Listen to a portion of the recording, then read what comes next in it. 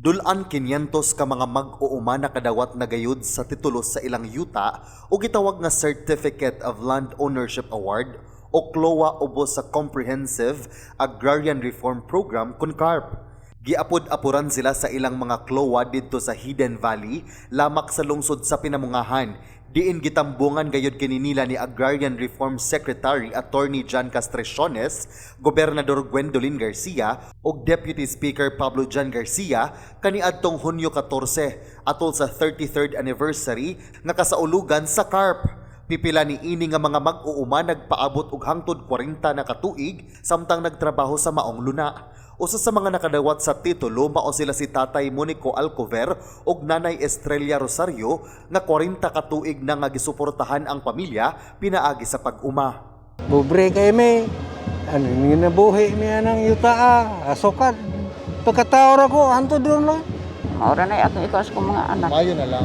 Mayo na lang naan ni kalingawan taon. Salamat lang sa mi nga gihatag nila namo. Mao na lang taon ang kabuhian sa hantod mawa ta ni kalibutan na. Si Felizardo Hersamio nga usa-usab ka mag-uuma ang mapasalamaton dili lang sa DAR apan sa iyang ginikanan nga maoy naningkamot nga mahatagan sila sa iyang mga igsuon ug katigayunan nga mao ang titulo sa yuta. Dugay ng farmer sa mo ang ginikanan. So kami pod usapon mga nagsunod sa ana nga maong panglabian. Kami po nag-ugman sa dana. Mapasalamaton usab ang chairman sa Agrarian Reform Farmers Beneficiaries Association nga si Rosito Gabato. Matud niya, dili na sila maglisod og kaon sa ilang gipangtanom tungod kay aduna naman sila gikuptan nga titulo nga maoy magpamatuod nga sila nagayod ang tag-iya sa yuta karon. Mura namig nakakaon og gold. Sama sa gihatag color sa gihatag sa DAR karon nga papel nga gold. Murag natawhayan ang amuang ang kahimtang nga sa una naglisod mi karon nakakita nagkahayag. Matud ni DAR Secretary John Castreciones nga kanunay nga maningkamot ang DAR pinaagi sa paghatag o pagbuo mga proyekto alang sa mga mag-uuma nga maoy tinuod nga bayani ni ining giagian nga pandemya. Iya usab gihangyo ang mga mag-uuma nga dili ibaligya ang kayutaan nga gihatag sa DAR. Napatunayan po natin na ang ating mga magsasaka ang siyang tumulong ng malaki sa ating lipunan. Sapagkat kayo po ang siyang tahimik na nagtatrabaho sa bukid na siyang nagbibigay ng pagkain sa ating mga mamamayan. Kung wala po ang mga magsasaka, sigurado po walang pagkain sa hapagkainan.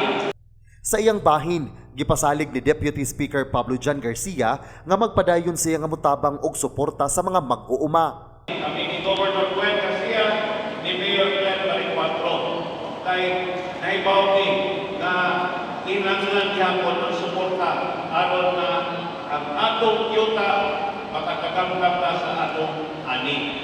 Aron hingpit nga makabuot ang tinud-anay nga kalampusan sa mga mag-uuma, may suporta ang DAR sa Enhanced Countryside Development kun ECD nga programa sa Kapitulyo. Usa ka Memorandum of Agreement ang gipirmahan nila ni Gobernador Garcia ug Castreciones nga naglatid sa partisipasyon sa DAR sa maong programa. Matod ni Gobernador Garcia nga ang tumong sa maong programa nga matabangan nga makabarog ang mga mag-uuma kay unsaon man ang titulo kung walay insaktong pinansyal alang sa mga binhi o kagamitan sa mga pagpananom.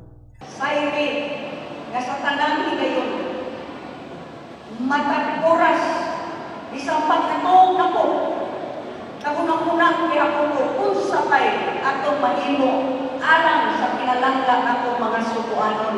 Labi na ako, mga mag-uuma, mga mananagat, ang mga kabos na nagkinahanglan ng tapang. Maukinig ang probinsya sa Sugbo. Atol usab sa out-of-town session sa Hunta Probinsyal sa lungsod sa Cebu nga, giaprobahan nila ang resolusyon nga maghatag og pagtugot kang Gobernador Garcia nga musud og kasabutan tali sa Department of Agrarian Reform. Ilakip sa ECD program ang mga Agrarian Reform Beneficiaries kun ARBs ug ang 107 ka Agrarian Reform Beneficiaries Organizations kun ARBOS dinhi sa lalawigan sa Sugbo. Uban sa report ni Sheila Gervinez, kini si John Granada, balita sa Sugbo.